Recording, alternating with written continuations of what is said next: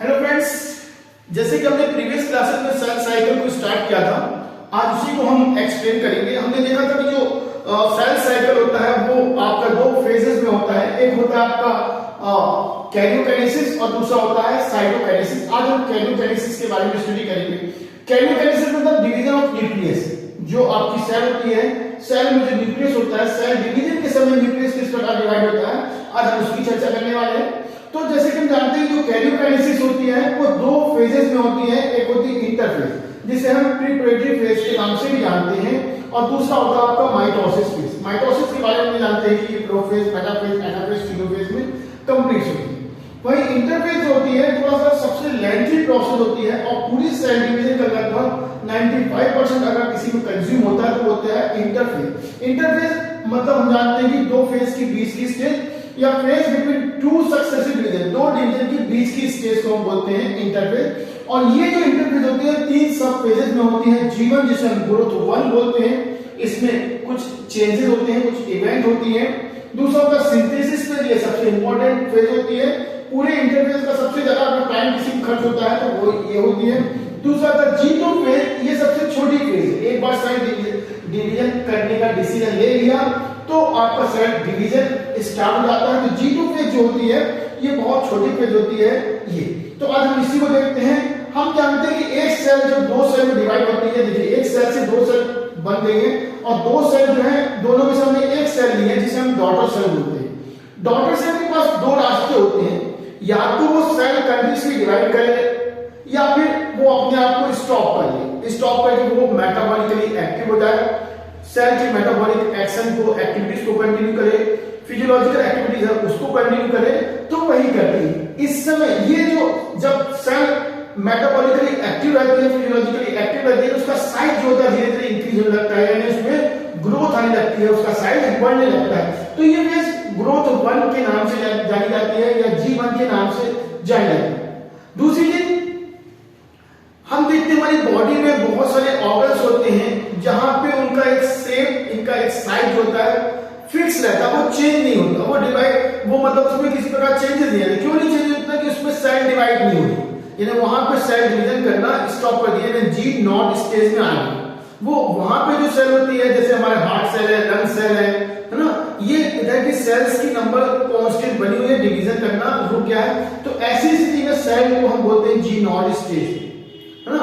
अगर सेल ने डिसाइड कर लिया है कि G0 से वो उसको डिवाइड करना है तो डिवीजन के लिए वो तैयार कर लेती है। अब डिवीजन करना है तो उसको एक बहुत स्पेसिफिक सिस्टम में जाना पड़ता है। वो सिस्टम होता है एस फेज, यानी इस समय जो सेल के अंदर का जो न्यूक्लियस होता है, न्यूक्लियस के अंदर जो क्रोमेटिन होता है, क्रोमेटिन के अंदर जो जेनेटिक मटेरियल डीएनए होता है, उस डीएनए की अमाउंट को इंक्रीज करना पड़ता है। इंक्रीज करने के साथ कितना इंक्रीज होगा?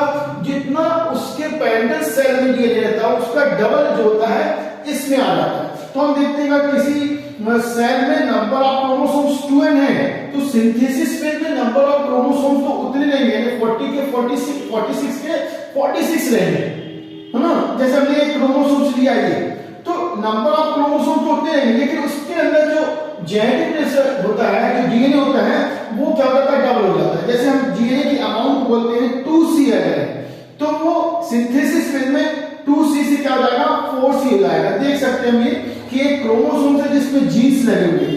अब ये आपका मान लो ये G1 स्टेज है, लेकिन जैसे ही सिंथेसिस फेज आएगी तो ये जो क्रोमेटिन है, ये क्रोमोसोम्स है, या ये जो क्रोमेटिन या क्रोमोसोम जो है इसको हम डबल कर देते हैं।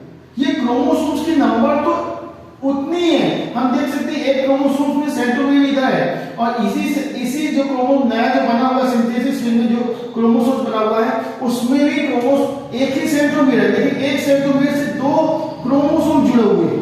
ये जो दो क्रोमोसोम्स हैं ये वास्तव में सिस्टर क्रोमेटिन है, ना कि अलग अलग क्रोमोसोम। ये है एक ही क्रोमोसोम, लेकिन एक क्रोमोसोम जो है दो हाफ क्रोमोसोम्स बना हुआ है, जिसे हम सिस्टर क्रोमेटिन बोलते हैं। और हर क्रोमेटिन में जो नंबर ऑफ जीन्स है, सेट ऑफ जीन्स है, वो डबल हुआ है। जैसे इसमें एक सेट था, अब इधर पे दूसरा सेट आ गया, सेम हूबहू एग्जैक्ट कॉपी जो है इसमें फॉर्म हो जाएगी। एक क्रोमोसोम जो है दो हाफ क्रोमोसोम से मिलकर बना होता है डीएनए आपके एस फेज में, जिसमें डीएनए रेप्लिकेशन, डीएनए डुप्लीकेशन होता है। तो ये हम देखते हैं, और ये पूरे सेल डिवीजन का सबसे ज्यादा टाइम लेने वाला फेज होता है। 30 to 50% जो टाइम कंज्यूम होता है वो सिंथेसिस फेज में होता है। इसके बाद आती है G2 फेज, जो सबसे कम टाइम कंज्यूम करती है, 10 से 20%। इसमें क्या होता है कि ध्यान रखना है कि इसमें नए आपके आरएनए का फॉर्मेशन होता है, मैसेंजर आरएनए का फॉर्मेशन होता है, यानी इसमें सेल डिवीजन के लिए जो जो केमिकल चाहिए होते हैं वो इसमें फॉर्मेशन होता है। इसके अलावा इसमें माइटोकॉन्ड्रिया का, प्लास्टिड का डुप्लीकेशन होता है। इसके अलावा सेंट्रियोल है वो भी 2 से 4 हो जाते हैं, यानी उनका भी डुप्लीकेशन होता है। इसके अलावा सेल डिवीजन के लिए जो स्पिंडल फॉर्मेशन का जो चाहिए होते हैं उनका फॉर्मेशन भी G2 स्टेज में होता है। तो हम एक बार फिर से रिवाइज करते हैं कि जीवन में प्रोटीन और आरएनए इंक्रीज होती है, जिसके उसका साइज बढ़ता है, तो साइज इंक्रीज होता है डॉटर सेल का। दूसरा माइटोकॉन्ड्रिया है, क्लोरोप्लास्ट है, वैक्यूल्स है, गोल्जी बॉडी है, लाइसोसोम्स है, राइबोसोम, ये फॉर्म होती है, डुप्लीकेट होती है, फॉर्म होती है। सेकंड चीज हम एस फेज में देखते हैं तो इसमें डीएनए का रेप्लिकेशन होता है, और G2 फेज में आपके आरएनए, एमआरएनए, ये वो आरएनए जो सेल डिवीजन में हेल्प करती है, सेल डिवीजन को स्टार्ट करती है। Duplication of mitochondria, plastid, spindle formation और सेंट्रियोल 1 से 2 से 4 हो जाते हैं। तो ये आज हमने देखा कैरियोकाइनेसिस के बारे में। आई होप ये वीडियो आपको अच्छा लगा होगा। Thank you.